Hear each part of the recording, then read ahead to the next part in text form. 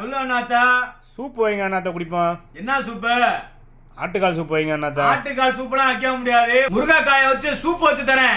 முருங்கைக்காய் சூப்பா? ஊர்ல இருந்து வந்துட்டேன் அண்ணாத்த. ஊருக்கு போறவங்களுக்கு உபயோகமா இருக்கட்டும். முருங்கைக்காய் சூப்பு வேற லெவல்ல இருக்கும் மக்களே.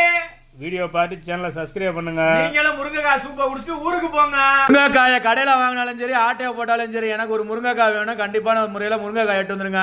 முருங்கைக்காயை கழுவி கட் பண்ணிக்கங்க. வெங்காயம், பச்சை மிளகாய், தக்காளி, இஞ்சி பூண்டு பேஸ்ட் ஒரு குக்கரில் கட் பண்ண முருங்கைக்காய், வெங்காயம், பச்சை மிளகாய், தக்காளி, சீரகம், இஞ்சி பூண்டு பேஸ்ட்டு, மஞ்சத்தூள், புதினா, மல்லி, கருவேப்பிலை, தேவையான உப்பு போட்டு பெப்பரை போட்டு தாராளமாக தண்ணி ஊற்றி ஒரு 6 விசில் விட்டு எடுத்துக்கோங்க. நறுக்குன்னு நல்லா கேட்கணும். 6 விசில் வந்ததுக்கப்புறம் தான் குக்கரில் விசில் அடங்கினதுக்கப்புறம் திறந்து பார்த்தீங்கன்னா சூப்பு ரெடி ஆயிரும்.